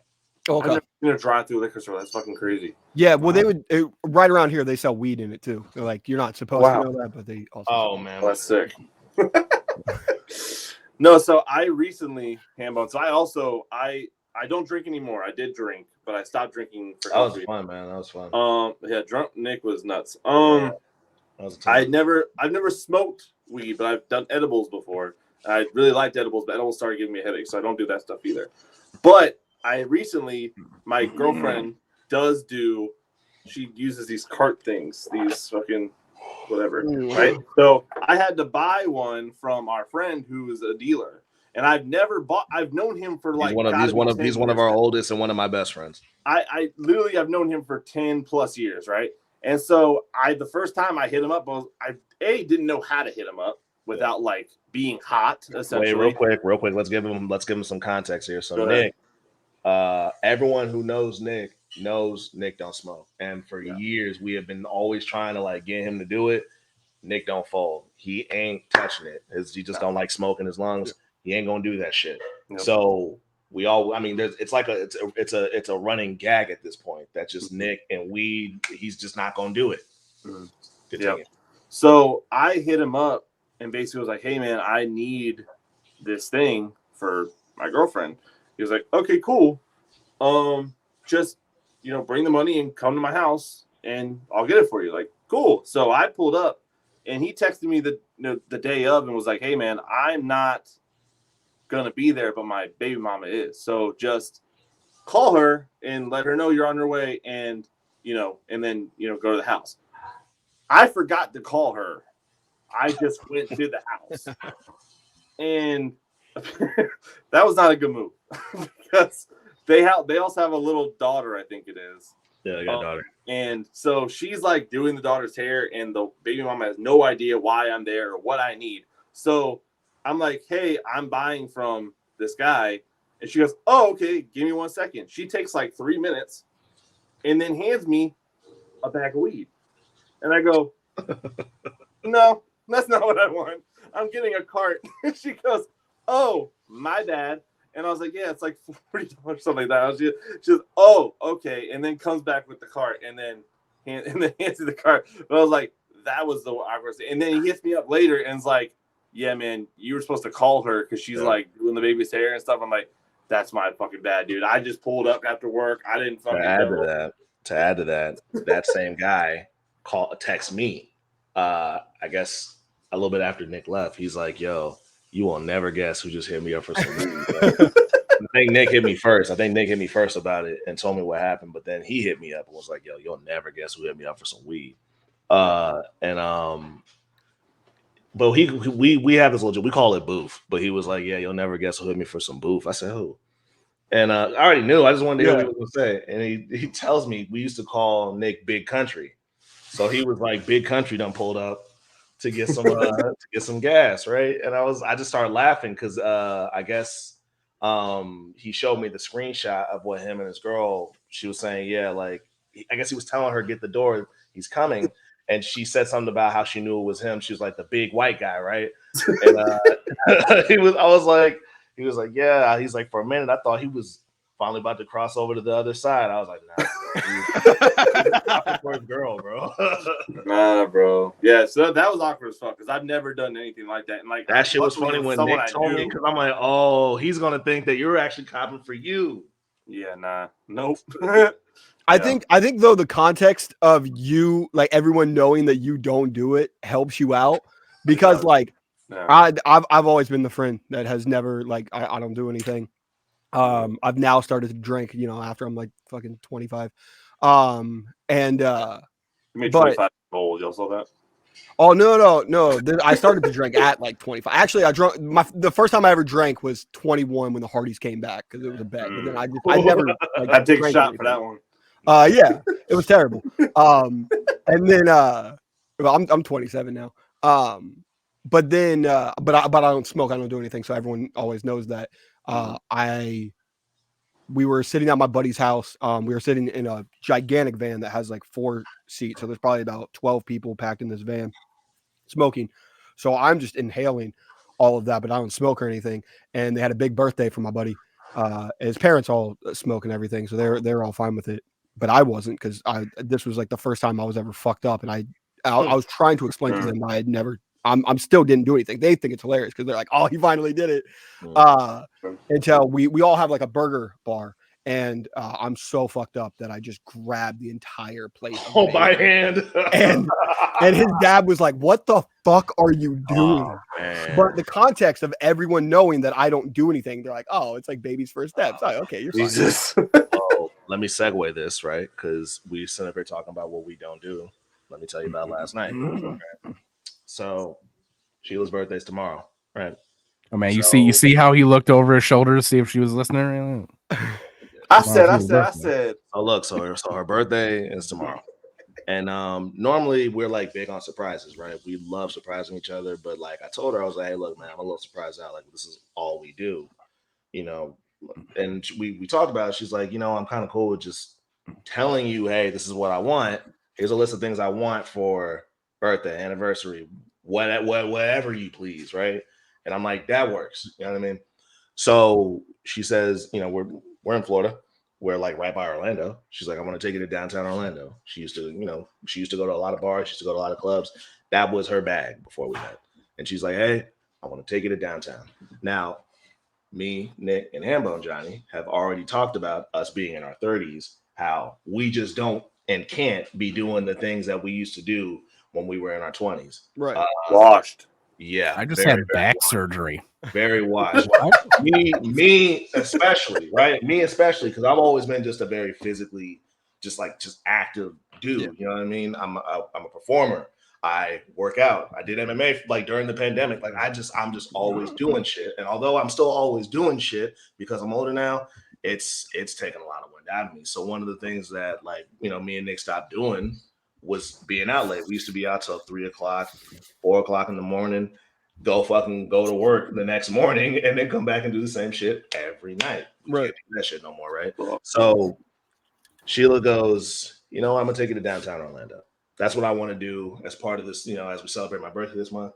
Let's go to downtown Orlando. I want to hit some bars. I want to show you around. And that's what I want to do. I said, cool, we can do that. And I even sweeten the deal. I said, hey, listen, let's get an Uber, right? That way, because we're going to get tired at a pretty relatively early time, right? Let's just take the stress of having to find parking. Let's take the stress of having to fucking drive through all this fucking traffic because everyone's going to be out and about on a Saturday night in downtown Florida. Let's Uber so we can have our fun and then put the responsibility of getting this back home on somebody else. Bad. So we go, right? She found on TikTok, right? Because she was looking on TikTok on like, because we were talking, like, we were like, you know, we want to, she was like, I want to go to a speakeasy. I want to take you to a speakeasy. Like one of those bars where it's like, you have to go through like some type of secret passageway to get there. Yeah. And boom, it's like this nice little low-key lounge type deal. Because we want to go out, but we're like over just being amongst a bunch of like wild ass motherfuckers screaming, belligerent. We're over that shit. We want to go out, but we want to keep it like sexy and low-key, right? So we go to this, she finds this speakeasy on TikTok. It's called Mathers, right? And we go there. The guy at the front gate or the front door, very, very nice. He lets us in. He tells us, hey, you're going to go on this elevator. You're going to go down to the 3rd floor. You're going to be in this little library, and you're going to look for a book. And then in the fiction section, you pull that book. The bookcase is going to open. You're in the bar. We're down there. We see it. We go in. It's a nice ass, like it's a nice spot, but it's a little packed out, but not like to where you kind of still can't enjoy yourself. So, you know, and I've never been like, if you know me, I'll do everything else. I just don't drink, right? I'll do everything else. I don't drink. But since I moved to Florida, I dabble. So we get there. We're looking at the menu. She was like, what do you want to drink? I'm like, I'm not too sure. What about you? She's like, you know, I can go for some tequila. She likes tequila. So we find this, like, I forgot what it was called. This, like, spiced tequila drink. It was really good. We had the drinks. We're sitting, we're talking, we're looking around. And then after a little bit, she's like, hey, you want to go in another spot? I said, yeah, sure. So we go, because she wants to show me, I guess, this club or bar that I guess that she used to frequent, and she shows me, you know, she's just showing me and stuff. We're looking around. Now we're kind of just wandering around, but we walk inside this bar that's like, oh no, it was a bar that was like, it was like a lamp store, but it had all these crazy wacky lamps, but it was also a bar. It's not that no more, right? It's not that no more. It's like this weird kind of like, it gave me like a 80s type, like Saved by the Bell-ish vibe, but it was cool. It was cool. You know, you're sitting around, people are drinking, like they got like board games for you to play and shit. We play Connect 4. But again, I'm not a big drinker, but when I do drink, I love me a tequila sunrise. So I fuck with that. So she goes up to the bartender, shouts out to her. Goddamn boy, did she hook it up. She put a sacrilegious amount of tequila in them drinks, bro. And me personally, bro, if I got a drink, bro, I will down that shit in seconds. And me not being a drinker, should have kept that in mind. I did not. And I think I had I might have had 2. How many tequila sunrises did I have? One. I had one. One, there was tequila sunrise from that bar, and then there was the spiced tequila drink that I had from the other bar. And me not being a drinker, Nick knows this. I'm pretty hit. I'm pretty hit, right? So now we're like, all right, let's just wander around. Let's just walk around and just see what's around. And she's been telling me about insomnia cookies, right? Yeah. I'm like, I never had it. Let's go check it out, right? I've dabbled in that. So we go, and she's telling me, okay, so this is the street with all of the bars and clubs that I used to go to. Like, this is my shit. This is where I used to go, right? She goes, now I'm gonna let you know though, it get kind of wild on the street. Like, you know what I mean? Like, this is where people kind of are just at their worst, right? So right next to Insomnia Cookies, it was this one road where all the debauchery was going on. It was like on the end of Insomnia Cookies is this girl screaming at the top of her lungs with this guy calling him a bitch ass motherfucker, and she's yelling at him, like really screaming at him. On another side is this girl. She's like with her friends, are all trying to hold her up. She's a shit-faced drunk. And I'm looking, I'm like, these motherfuckers are fucked up. It's only 9 o'clock. This is like 11 p.m. type behavior, right? Yeah. Now, 9:30, bro. This is 9:30 at 22. The night has just begun. 9:30 at 32. It's almost over, bro. Yeah, we're done. But I love her. It's her birthday. Whatever she want to do, I'm rocking, bro. I am not here to poop on your party. It's your night, baby. But goddamn, bro, my body is howling at me, yo, at 30 fucking 2. So we go back to the bar that, you know, had like the board games and stuff like that. We sit and chill, we eating popcorn. It's some real nice, cool, laid back shit. And then I want to say like 11 o'clock, 11:10 rolls around. It was 10:30. 10:30. And I hear the best thing I've heard all night. Although it was a fun night out, I hear the best thing you could fucking hear if you're in my shoes. You ready to go home? Boy. That's a good woman. So, that's a good woman right there. So I'm like, hold on now. This is about you. Like, we don't have to cut it short because you worried about me. Are you ready to go? She's like, I'm gonna be honest with you. I miss our dog. I wanted to stare at my phone in my bed. I'm ready to rock. Right? Yep. Hell yeah, let's go. We grabbed the Uber. That was now the Uber ride there, very pleasant. The Uber ride back, my fucking God, dude. Not only was she a wild fucking driver, I try not to judge, right? I try not to judge, especially when it comes to music. Everyone's got their own tastes and preferences. That was the worst fucking playlist I have ever had. I fell asleep, and I fell asleep. I fell asleep at some point. She didn't. She was awake, bro. It was a lot of bullshit playing in the car, bro. And then on top of that, I get hot very easily. You know? I get very hot very easily. It's nothing for me to start sweating. It was scorching hot in that car. She didn't have the heat on. It was just hot as shit in there, and she wouldn't turn the AC on. So I'm just, and then you ever woke up sweating? Yeah. It's the worst, bro. Yeah. So by the time we got home, dude, yeah, man, like 1 star. And I'm feeling it today, dude. Like I was really in my Nick bag because Nick always keeps Excedrin on him. I was definitely, I think at 2 points had to pop a couple of Excedrin just to like get me through the day. Yeah. So like I said, I just had back surgery 2 weeks ago, and usually I have a pretty high pain tolerance for the most part. And they gave me, some like oxycodone, some goodies. Some other thing that I can't even pronounce, right? I haven't really taken them a lot, but I'm taking them today because yesterday I definitely overdid it. But it's funny, Con, because my wife and I do that all the time. We have never been the type to go out. You know, it's just not our bag. So, but there's a couple times a year we'll be sitting at home on a Saturday at 10 p.m. next to each other, and I look over at her and go, you realize people are getting ready to go out right now? Yeah, they're not even out yet. We had that same convo, bro. That thought alone wears me out, bro. No. All right, so I want to get to one more thing because Johnny and I want to get out of here and catch this NXT show. But have you guys seen the video going around of this wrestling tag team from the 80s called the Dirty Dogs? No, I thought you were going to talk about the Outriders. Yeah. No, I'm talking this completely different thing. This apparently happened over the weekend, and I feel like we need to take a look at it. Let's do it. Let's peek.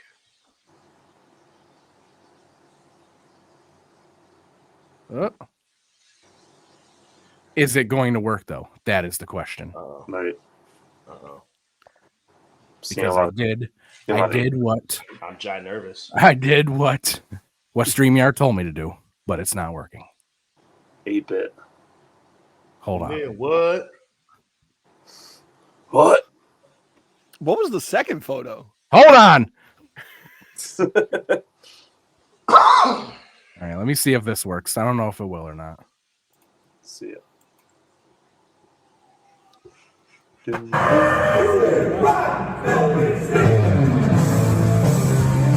Oh my god. Yeah. You see it? You see it?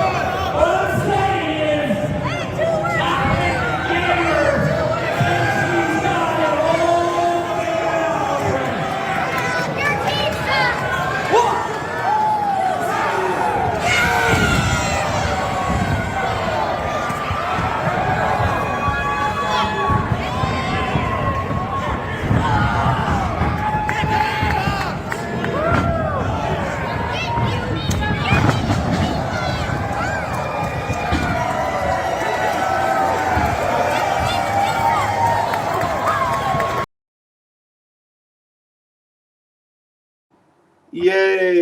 So that's been going around, right? But just look at these absolute sleazeballs. So their names, they're the Dirty Dogs. That's Sleazy Eric, Dirty Rick, and their manager, Filthy Willie. And just look at these sleazeballs right here. That's phenomenal. Look at these disgusting people. Disgusting people. Hell yeah! You're muted, Con. You're muted, Con. Muted. Oh, sorry, it was my fault. Go ahead. I was just Same saying they're a bunch of thugs, and I wouldn't want my children watching that. Right. Yeah. I agree with you. And I'll go as far as to say, and this might even be a hot take, fellas, that I hope that those dirty dogs got what they deserve. Wow.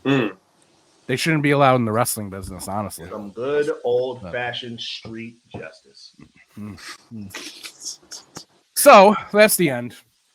Hell yeah! Johnny, buddy, thanks for being here. We appreciate you. We always love having you on. Always love talking to you. Plug all your stuff, bro.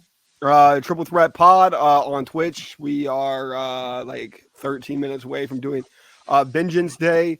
John Boy Bebop on TikTok and YouTube. Just surpassed 1,000 subscribers on YouTube without ever posting a actual full-length video. Shorts just do super well. Like you just pull your TikTok and put it on Shorts. And yeah, that's it. Marissa DeLuco. And then if you really like us, we're on Patreon as well. Shouts out Marissa. Sean and Marissa. Cool. You guys are going live for Vengeance Day? Yep, we will be live for Vengeance Day. Right after this. Yeah. I'm not gonna plug our shit. It's been going at the bottom the whole time. If you didn't see it, It's right there. That's on you. Yeah. That's on you. Literally. Go watch all our stuff. Literally. Johnny, appreciate you being here. Yeah, man. I appreciate being here. Thank you guys. Appreciate you. Blend right in. Friend of the show. Absolutely. We will see all of you fucking marks next week. And as always, Not me. I won't be here. he won't be here. That guy won't be here watching the because Super Bowl. football is more important than us. So so that's what he's gonna be doing. I wouldn't go saying that. But Con and Yeah, I not will be watch Super here. Bowl. Con and I will be here. You damn But right. as always, You damn right. as always, keep it kinky, marks.